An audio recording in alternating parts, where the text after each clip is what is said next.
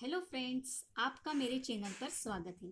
आज हम पढ़ने वाले हैं कविता गिरिधर नागर, जो कि संत मीराबाई द्वारा रचित है।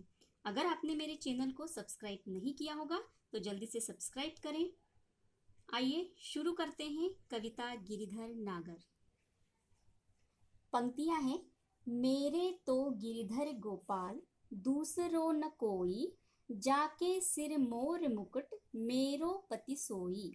इन पंक्तियों में संत मीराबाई कह रही हैं, गिरि को धारण करने वाले गिरधर, गो का पालन करने वाले गोपाल, वही मेरे पति हैं, दूसरा कोई नहीं। जाके सिर मोर मुकुट मेरो पति सोई, और जाके यानी जिसके जिसके सिर पर मोर का मुकुट शोभायमान है, वही मेरे पति हैं। सोई यानी वही मेरे पति हैं, जिनके सिर पर मोर का मुकुट शोभायमान है।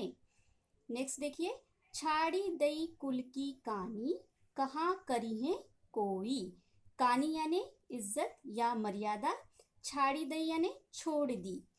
यहाँ मीराबाई कह रही हैं कि श्री कृष्ण के प्रेम में रहकर मैंने अपनी कुल की, अपने वंश की मर्यादा को छोड़ दिया है, उसका त्याग कर दिया है। कहाँ करी है कोई, और अब मुझे कोई कुछ भी कहे, मैंने श्री कृष्ण के प्रेम में कुल की मर्यादा का त्याग कर दिया है। आगे देखिए, संतन ढिग बैठी बैठी लोक लाज खोई। यहाँ पर मीराबाई कह रही हैं, ढिग यानी पास या निकट, संतों के साथ, संतों के निकट बैठ बैठ कर मैंने लोक लाज का त्याग कर दिया है। आगे कहती हैं, असुवन जल सींच सींची प्रेम बेली बोई। यहाँ पर कवित्री कह रही हैं कि मैंने श्री कृष्ण रूपी जो प्रेम की बेली है वो बड़े प्रेम से बोई है, और उसे अपने आंसू रूपी जल से सींच सींच कर बड़ा किया है। आगे कवित्री कहती हैं, अब तो बेल फेल गई आनंद फल होई। आनंद यानी होता है आनंद।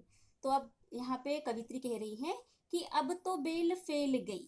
अब जो कृष्ण प्रेम रूपी जो बेल है उन्होंने बड़े प्रेम से जो बोई थी और अपने आंसुओं से उसे सींच सींच कर बड़ा किया था, वो जो बेल है अब फैल चुकी है और उसमें आनंद रूपी फल आने लगे हैं। आगे कवित्री कहती है, दूध की मथनियाँ बड़े प्रेम से बिलोई। मथनियाँ दही मथने का एक पात्र होता है जिसे हम रई भी कहते हैं, और बिलोई का अर्थ होता है जो मक्खन निकालने की जो प्रक्रिया होती है, प्रोसेस होती है, उसको बोलते हैं बिलोना। तो यहाँ पर कवित्री कह रही हैं कि मैंने दूध जमाने के पात्र में दूध को जमा दिया है और उसे मथनी से बिलोया है बड़े प्रेम से। यानी कि उन्होंने कृष्ण प्रेम को पाने के लिए उन्होंने बड़े प्रेम से प्रयत्न किया है। आगे कवित्री कह रही हैं, माखन जब काढ़ी लियो छाछ पिए कोई। और जब उन्होंने कृष्ण प्रेम को, यानी माखन को उन्होंने क्या कहा है, कृष्ण प्रेम, ठीक है। तो कृष्ण प्रेम रूपी माखन को जब उन्होंने काढ़ लियो, यानी कि उसको जब उन्होंने निकाल लिया है, तो शेष जो बच गया है छाछ, ठीक है ना। तो छाछ जो है वो है निस्सार जगत। छाछ यानी निस्सार जगत। तो जो निस्सार जगत जो बच गया है उसे उन्होंने छोड़ दिया है, पिए कोई यानी उसे छोड़ दिया है दूसरों के लिए, और उन्होंने कृष्ण प्रेम रूपी माखन को अपने पास रख लिया है। आगे कवित्री कहती हैं, भगत देखी राजी हुई जगत देखी रोई। यहाँ मीराबाई कह रही है कि जब मैं श्री कृष्ण के भक्तों को देखती हूँ तो मैं राजी होती हूँ। राजी यानी खुश होना, प्रसन्न होना।